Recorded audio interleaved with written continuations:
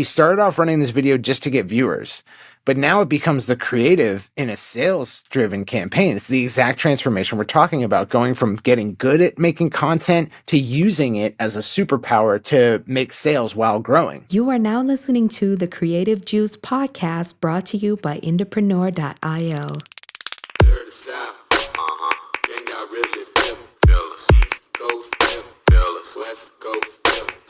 What's up, Indies? Welcome back to the Creative Juice podcast.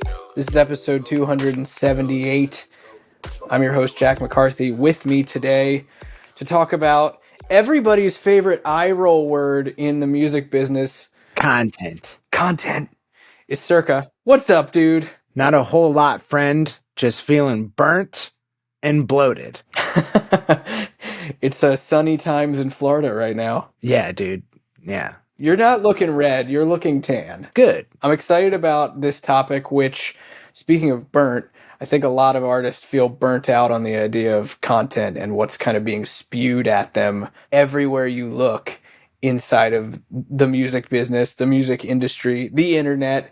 Everybody's talking about content, and I thought it would be fun to kind of talk about our hypothesis about content and what its real role in your music career can be with a simple shift of your thinking. We'll get into a little mindset in this episode, which is different. Cirque, you want to kick it off? Yeah. Topic is very near and dear to my heart. I put a video on our YouTube channel like a few months ago. It was just like me talking about like, I hate content. I hate sort of like the way that content has gone in terms of, you know, it's a lot less real tactile contact with a person's personality.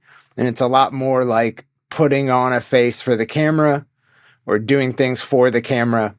And it just feels very inauthentic or ungenuine lately. But ultimately, I think that this conversation is best contextualized in the realm of the past few talks that we've been having, which we talked about how we're in an era where we've seen artists in our own team, in our community, end up growing their fan base while selling. And we talked about how before you can do that, there's a whole bunch of prerequisites that if you're not good at these things yet, you could waste or lose tons of money trying to do that. And what I've been calling the 5 skills. And it's quickly becoming a big part of, I think, what will be our training set over the coming years. You know, we want to teach a lot more about these 5 skills so that you can get to a place where you're getting paid to grow your fan base. If you get these 5 skills in place, then the world's your oyster. You can grow from obscure to relatively well-known in your niche or your genre, just selling products, and your fan base grows as a result. But before you can do that, you need to know these skills. And those skills are 1, advertising, which is traffic. And then 2 is email marketing. 3 is offer creation, putting together offers that people want. 4 is like e-commerce plumbing. And then 5 you might be considering as like sales or sales tactics, sales copywriting, things like that. And when it comes to advertising, or if we want to just reduce that to traffic, can you get traffic? It's all based on content. And I think that's what we're going to talk about today, whether it's ad content or whether it's content going on your social organically.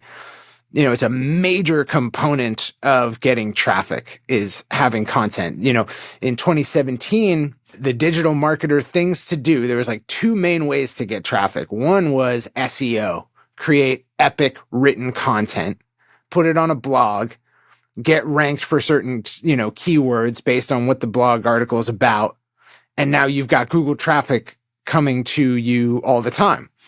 Or you're out there doing paid ads. But either way, you're creating some form of content. In paid ads, the content is the video or image that's in there, the copy that's in there. And so creating great content is a major component of being able to run advertising successfully or get traffic for free successfully. You're not going to get traffic without good content. For sure, yeah. And I think that that's a really helpful primer because, yeah, the genesis of this whole topic really did spawn from our most recent conversations on the show, and actually even another conversation that we had around the release of that video that you did about hating content. We'll link to that in the show notes, and also the conversation that you, I, and Ed had a few months back where we were talking about content and we were talking about like, hey, maybe there's a time and place for paying attention to social media and trends that are going on and things like that. And we talked about that a little bit. And to kind of go a step further in this episode, I want to push against what I think the narrative around content is out there in the wild right now, and that artists are kind of forced to endure and listen to, which is like, follow the trends that you see happening on TikTok or on Instagram, use them to chase going viral, mimic things, act stupid in front of a camera, dance, monkey dance type of stuff. And I think it's really a misguided sort of hamster wheel that artists end up on when they start to take that advice to heart, and they end up, trying to be content creation machines, really having no real roadmap or guidelines to finding what is authentic to them, for one, but also authentic that allows them to communicate to their audience in the way that would get them the desired end result that they want, which isn't just about going viral one time or, cracking the algorithm, so to speak.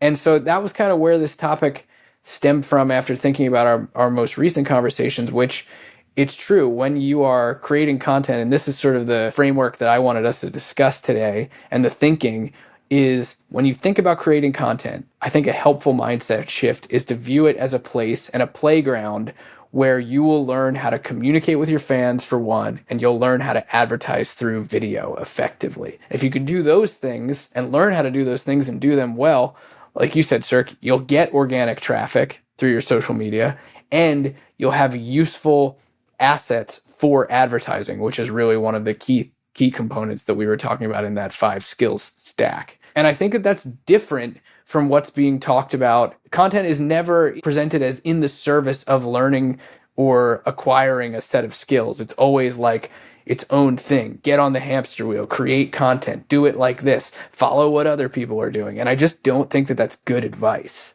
Yeah, it's probably best to go back to the beginning of our knowledge set or our recommendation set on this, and just say that since 2017, 6 years ago, over 6 years ago, we have recognized and really dug into the fact that performance-based videos work best. And it's important for you to know that, because today it's not any different, and you can really see how it's evolved. Back then, we were talking about, hey, stop putting your music videos with your long intros and your cinematic footage that's supposed to tell a story in front of a new audience who doesn't know who you are on Facebook. Facebook was the main advertising platform at the time, and Instagram ads were very much in their infancy. People were using Facebook ads to advertise their content, but their content was these cinematic music videos with a 30-second intro before you actually get to anything interesting. Lots of credits.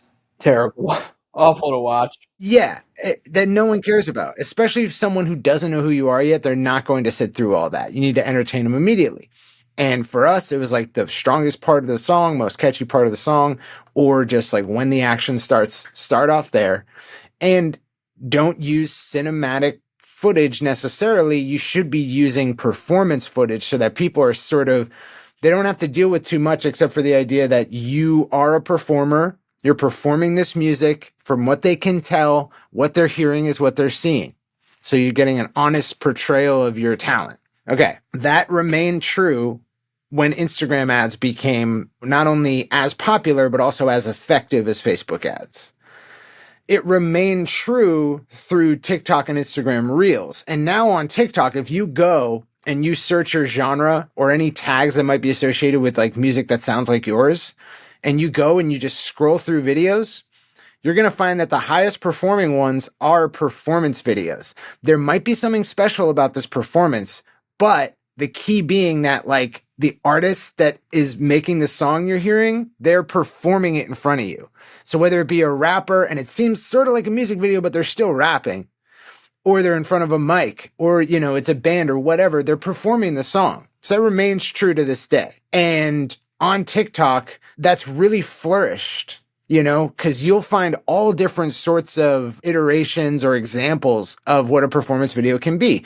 Maybe, the camera's angled up at someone who's sitting somewhere, but all we see is them in the sky. and they're performing the best 15 seconds from the hook of their song. Or maybe, an artist is in front of a microphone with a cool getup, and it seems like they might be in a studio, but they're performing the song. And so really the inspiration for the best performing content is that performance video base. It all comes back to that. And so the reason I say all that is to say that this is the best stuff for advertising and is now proving true as the best stuff for organic social on TikTok right now as well. And if you're good at either, you can do either. For sure, yeah. I definitely think that that's helpful. It's funny to me. It's kind of a case of like what was true remains true, over years now, which is pretty cool. I think the interesting thing that is kind of changing now is like there's a different narrative going on about content and what its purpose should be for you as an artist. And what that is sounding more and more like when I hear it out there is not unlike what we heard back in 2017 so often, that was like, oh, if you're an artist, you need to be posting on social media X number of times a day. Like, these arbitrary sort of like, these are the things that you absolutely have to do, totally arbitrary and agnostic of where you actually are in your career. And I feel like that's kind of where we're at now, but content is the discussion, is like the thing under the spotlight with regards to that. And when you zoom out and look at the things that we've been talking about regarding performance videos and really just saying you should focus on getting very, very good at creating that kind of content. Ignore the other stuff that's being thrown at you right now. It's somewhat the same story. You know what I mean? Yeah. So one of the big changes that happened, right, is like we knew performance videos were the jam, but making a performance video, while easier than making a music video, is not necessarily easy to do. Plus, you only have so many songs, and only so many of those songs are actually worth putting in front of a brand new audience, whereas some of them are going to be more appreciated by people who are already willing to give you the time of day. I'd rather put my most high energy, most captivating song, the hit, in front of a new audience than any of my back catalog. So when it came to actually using performance videos for organic content growth, it actually wasn't a great idea, and there wasn't a great venue to do it in. One, because it wasn't common, whereas on TikTok today, it's very common. And it was the whole video. So you take a whole song, you make a whole performance video, and you have to just release the whole thing in one go. Whereas on TikTok today, one performance video might be 9 different clips. And then you might find, okay, this 15 seconds worked best out of those 9 clips. So we're just going to take that 15 seconds of audio and we're going to make 9 new performance videos. We don't have to spend all day trying to get a great one take. We can just get those 15 seconds in like 9 different scenarios. So now you can see how much easier it is today to not only find the best performing part of it, but then spin off 9 alternatives. It's way different. And that stuff is acceptable on social today. So, whereas if I put a performance video or 9 on Facebook back in the day, I'm not going to necessarily rack up a bunch of views and like random organic attention. On TikTok today, I can do that.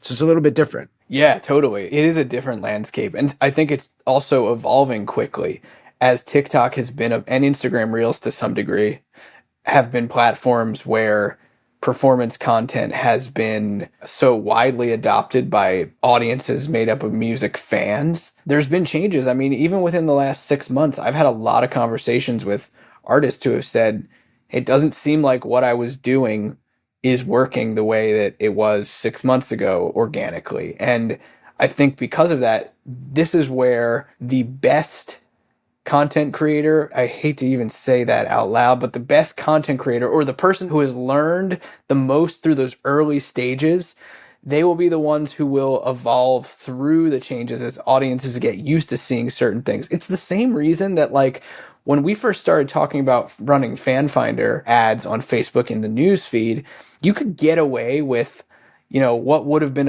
what we would have called a suboptimal fan finder video, a performance video that really didn't hit all the specs that we said in our trainings, like this is what you should do.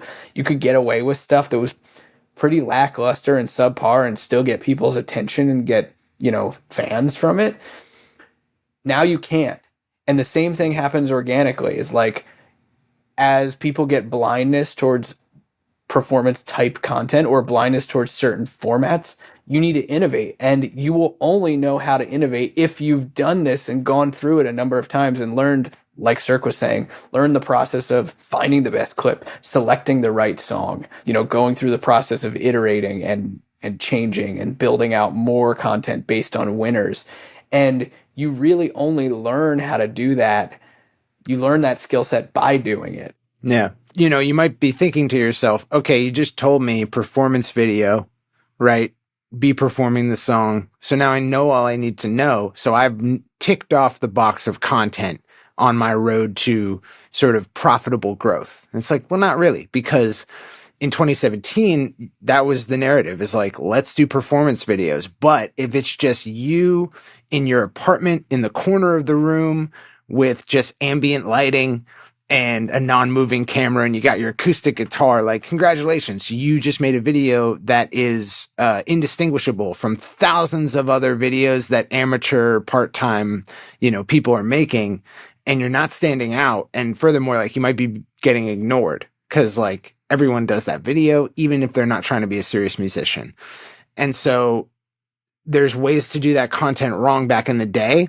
And certainly there's ways to do it wrong now that's very similar. Dude, I love that as a litmus test, actually. Like, if you're creating content, maybe here's a question you can ask yourself when you're done creating it. If you can slightly separate yourself from your artistry and your artist persona, if you look at a piece of content that you create and say, would this stand out in some way against the masses of other content that are out there? That's probably the first step in thinking critically about making stuff that will communicate a message to your fans. It's also very obvious and straightforward why that stuff doesn't work. It's proof of work. It's effort. It's like obvious effort. It's like the first thing someone might do if they play guitar and sing songs is do what I just described. And so we know when we're looking at it that, like, there's not a whole lot of effort that's gone into this because this is probably the first thing they try. So what are the components that go into differentiating content from being that, like, obvious first try, the first thing you think of? Well, we have set and setting. So where are you and what's around you and what's happening? And so, you might go from being in your apartment with no one else around to, like, being on a street corner. Or being on so that's set is the street corner. And then setting might be, is there a crowd gathered around you? So now we have set and setting. Both set and setting can be augmented to raise the stakes. If there's a bunch of people around you, you might embarrass yourself, or you might, like, be this really impressive thing that someone might stop in the street to watch. So now we've elevated it, right? Now, next we have, what are the props in the scene? So if it's you with an acoustic guitar, that's different from if it's you with an acoustic guitar and a violinist next to you, because it's an uncommon instrument. We talked about this in a previous iteration of our fan finder training. It's like uncommon instruments tend to raise the stakes. So if there's a saxophone in the mix, it tends to raise the stakes. It's not a common thing you see in these videos, and not a lot of people have access to it. I think about some of the videos that Andrew Dropout has made. We'll link to one of his videos in the show notes. Yeah, a former web developer on our team who's now traveling the world in a kitted out solar RV and making music. He's a dope artist and a dope saxophone player. And every time I see his videos, I'm like, man, this just stands out to me every single time. Yeah. So many different ones. And it's not just the saxophone that does it. His videos are amazing. But the first ones that caught my attention were it was like, oh, there's a saxophone in this video. What is this? Who is this guy? Yeah. So an example of where we're raising the stakes with set and setting and props and cast is Duke's. Duke's, one of his first music videos we ever ran with ads was just like a dancer dancing through the streets. It's a music video. And it did all right, but not nearly as well as compared to the one that we started running in 2018 and still to this day Duke's uses when he needs to, like, for instance, his free plus shipping and handling campaign. He started off running this video just to get viewers, but now it becomes the creative in a sales-driven campaign. It's the exact transformation we're talking about, going from getting good at making content to using it as a superpower to make sales while growing. And that's a video called Responsible, and it's him in his apartment. So we're off to a bad start, but how do we raise the stakes? Well, number one, there's just crazy lighting. It's not ambient lighting. It's crazy multicolored lighting. There's someone with an alien mask sitting there, and every person sitting around this coffee table has a different electronic controller, like a MIDI controller of some sort or a electronic instrument. So now we're raising the stakes. There's uncommon things going on here, and they're performing it live, and it's impressive because it's not just Dukes with a pretty commonplace instrument. We've added a bunch of stuff to raise the stakes. And a similar story is Dukes' car videos, right? We went from, Dukes might be producing something on a controller, which is not particularly interesting by itself, but now we've got a full built out band and they're all in a moving car and the singer's driving. Okay. And it's driving around LA. That's significantly raising the stakes. It's going to change the dynamic of like, am I going to stop? It's like, yeah, when I'm scrolling my newsfeed, I don't see that every day. I'm going to stop and check out what's going on.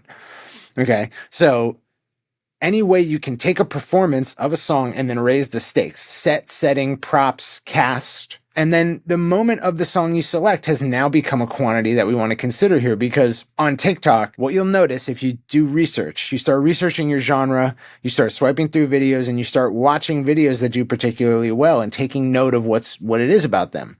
You'll start to see the same artists over and over again. And not only that, you'll start to notice that not only is it the same artists, but everything is different except for the snippet of audio you're hearing. So it seems that they're making 10, 20, 30 different videos, all with different sets and settings and everything else, but for the same 15 seconds of audio. How did that happen? Why that audio? Well, they probably did the whole song, snipped it up into 15-second clips, and found one clip that just did particularly well. And that's that moment in the song that's like the heightened, the most catchy, the most exciting, or just the most gut-wrenching, whatever it is, it produces an emotion. And so now they've isolated the part of the audio that people care most about when they don't know who you are. Now we're only going to use that. So maybe we do one set and setting, one shoot, so to speak, for the whole song. But once we get that bit of audio, we're going to stop iterating the audio and we're going to start iterating the set, the setting, the props, the cast. What are we doing? All that starts to get iterated. And so on TikTok today, that's very much like what you do organically in order to build a following. Your first goal is to clamp down these parameters, all these other parameters, set, setting, cast, props, all that. Clamp those down. Pick one that might work. Do the whole song, snip it up, find the audio, and now that's your clamped parameter. Everything else is a free parameter, and you can iterate on it.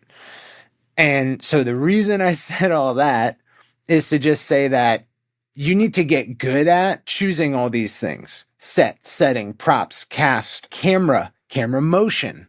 Okay, how does the camera move throughout the scene? Any editing that you might throw into the mix. These are all parameters that you're going to have to get good at not only planning for, but iterating across. That doesn't mean you're going to need to spend all your time. It just means you have to have an eye for these things. And it comes from watching a lot of TikTok content that does well and seeing how they've done it in your genre, preferably, until you know how to do that stuff. And then it also takes knowing how to put out the content and test, read metrics to identify which clips do the best, and then putting that best foot forward in terms of the time. Because whereas before we'd run a 2.5 minute video and just let you find the point that you really like, we need to find the point that you really like now because you're just oversaturated with content. So we need to put our best foot forward. The second you start watching the video, it should be the most exciting or the most compelling portion of the audio. Right. Yeah, for sure. And I think that that's a helpful sort of step-by-step of the process. And also like the points where you say stop and create variations based on another element or aspect of the content that you're creating.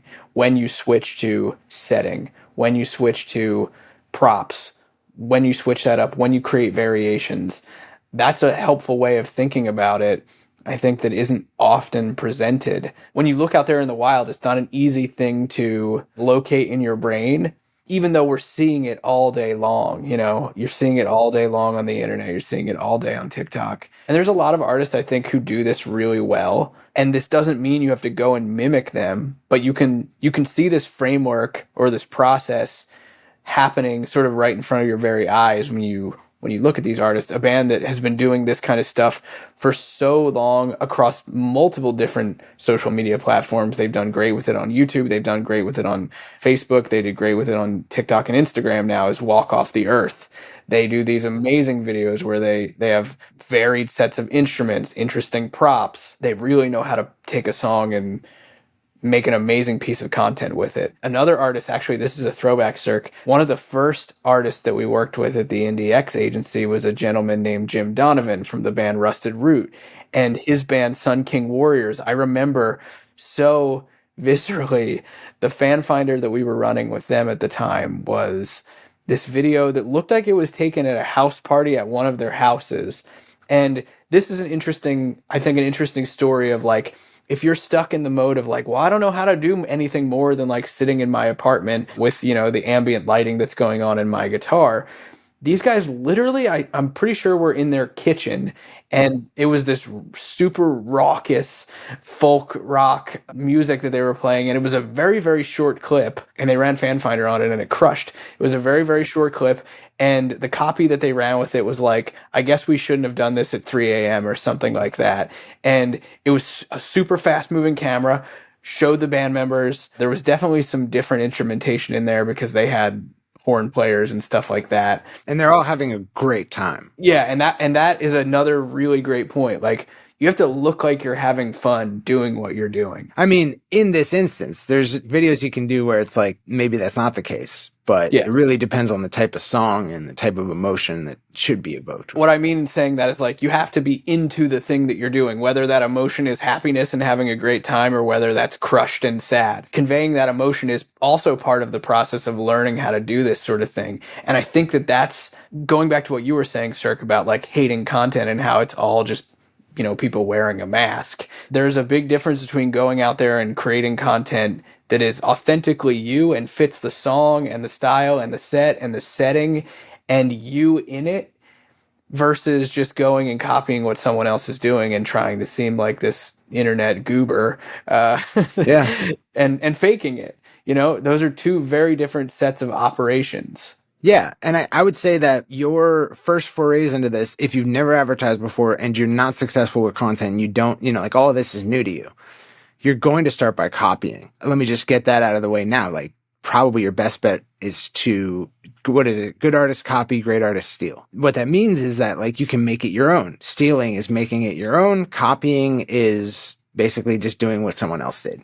And so let's go back to why are we talking about all this? What's the end goal? The end goal is that you are so good at creating content that either you can get eyeballs by posting new clips to a social media platform and they just get a good reach because they're really good, and or you are able to create meaningful creative for ad campaigns. Creative being an image or video you put in an ad. And before you can run successful ads and get purchases off the back end that more than pay for the ads, you need the creative to be very compelling. And until you learn how to do content like this, that's not going to be the case.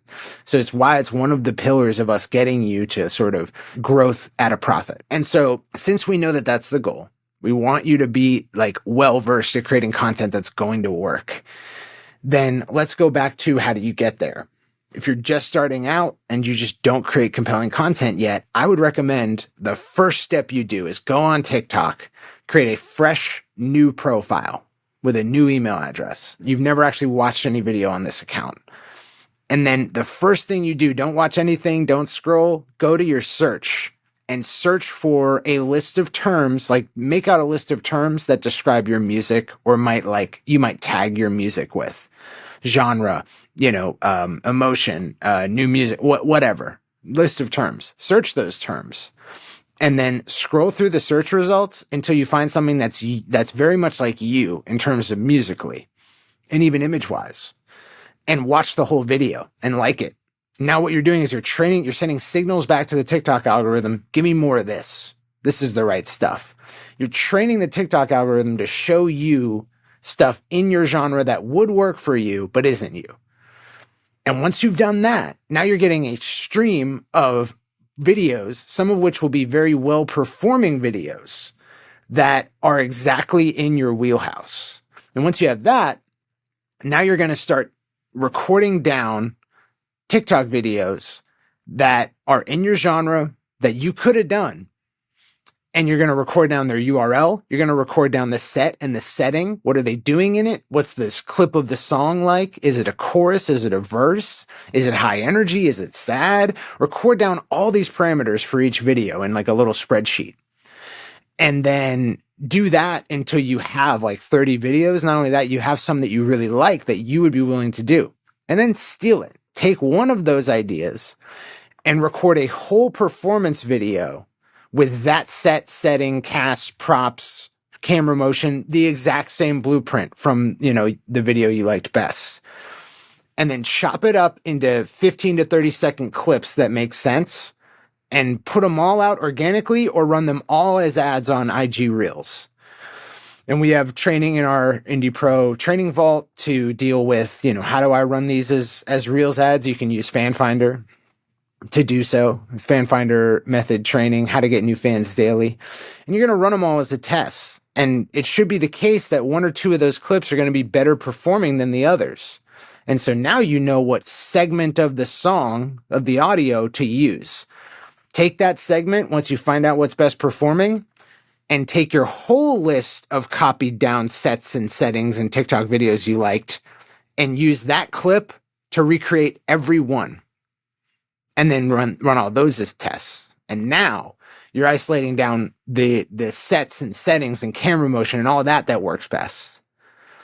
And then you have super powerful intuition about what types of videos to make, what content to make. And you picked up a little bit about advertising in the process. That's good, dude. That's good. And I think you used a key word there that I want to highlight here. And I think what you're trying to do as you're creating content, the real goal of creating content is to build up that intuition in you so that you can use it in your career, like you said, for the purpose of traffic. But building up that intuition is a muscle, and it truly is like exercising. You have to take these processes. You have to try. You have to go ahead and fail. I think a lot of artists, myself included at times, are afraid to go and do this stuff. And then they're out there hearing, yipping in their ears about like, go make lots of content, do this, this, and this, post 3,000 times on TikTok. And of course that will be overwhelming if you don't even really know why you should be doing this and what its real purpose is. Yeah. And you might be asking yourself like, okay, you said I could run them all as ads or I could post them all organically. Like, what's the difference? Why should I run them as ads? I was going to say we could do a whole episode on that. If you got a full performance video in one of these styles that you identified and you like it and you've snipped it up into 9 different clips that you could put out.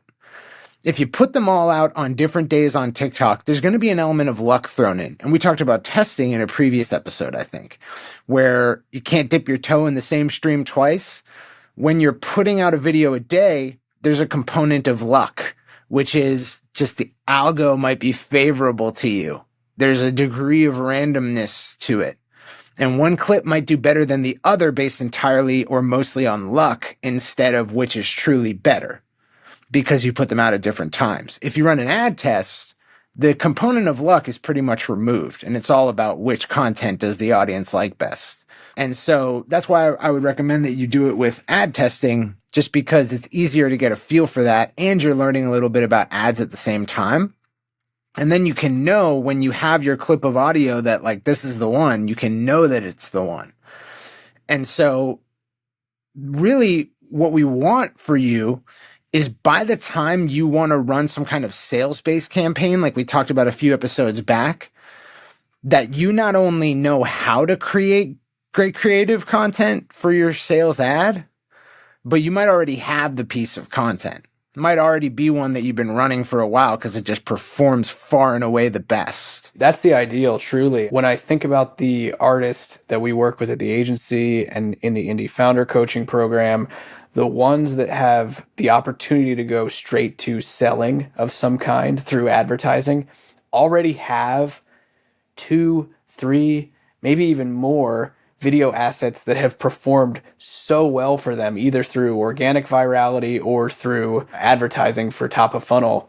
They've got that in their back pocket to go to, and undeniably good. Like, has done numbers for them to the point of catapulting them into having an audience that's kind of growing itself organically as it is. Yeah. So if you need a qualifier, I think that that's definitely a helpful one to consider. Yeah.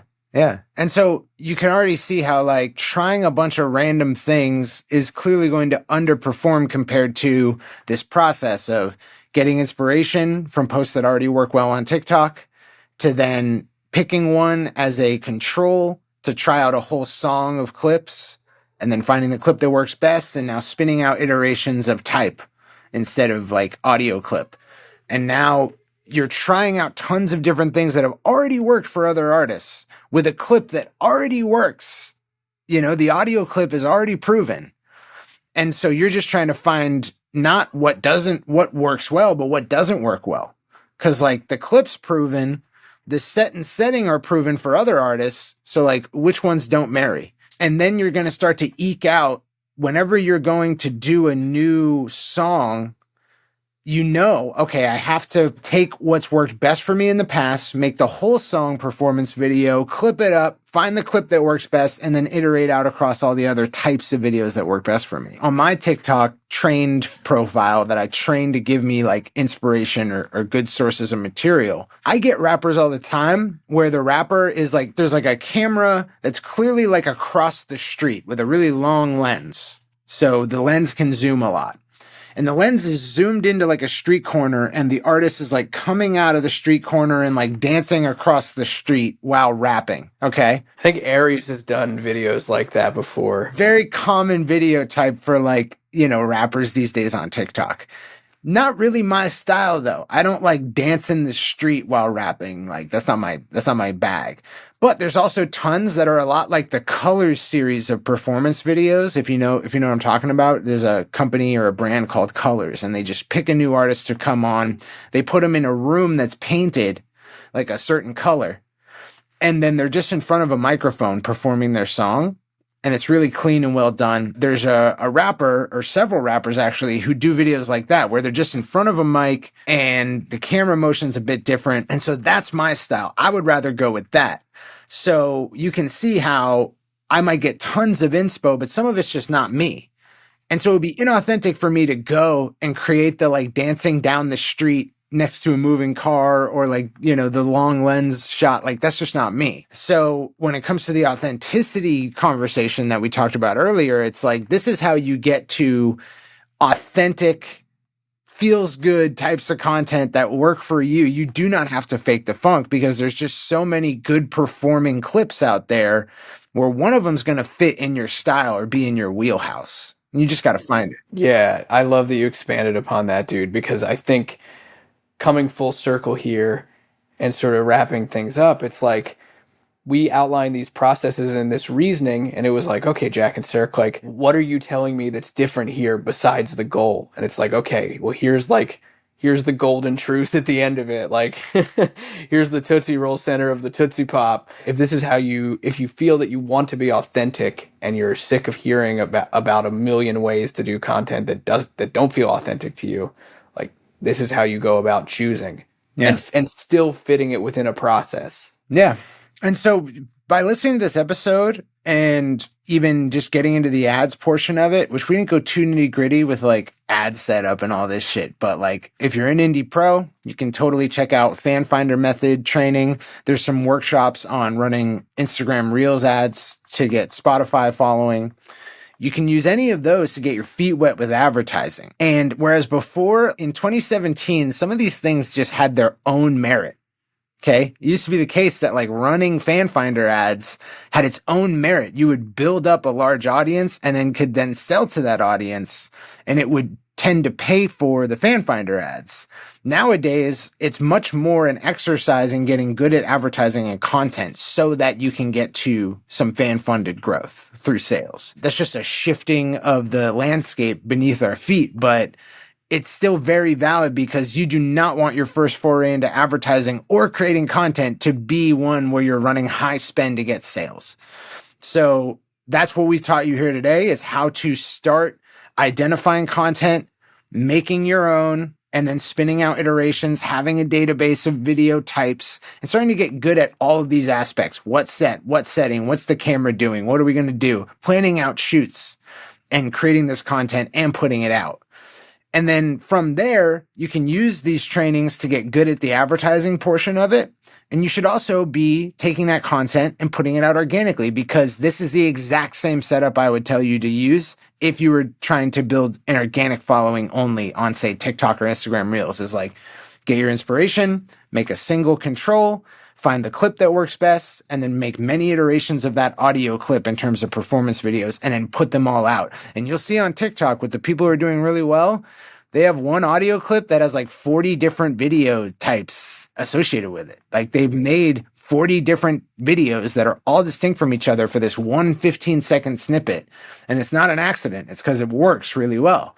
So yeah, just to say that, like, this episode, if you do all these things, can check off that I need to be good at content portion.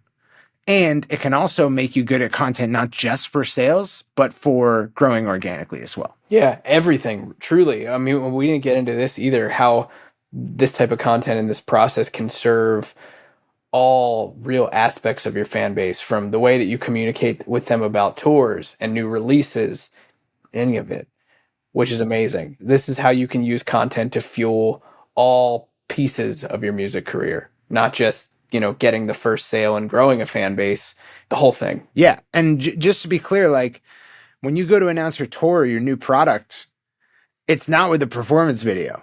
You can just talk to the camera at that point. When we think about content that's going to grow that audience and get you that captive audience, it's all performance driven. It's all music driven. But with messaging, when you're trying to put out an offer or you're trying to notify your people about something, you can just speak to the camera, and it doesn't have to have this much thought behind it. Although it could. You could pick an awesome set and setting and do it that way.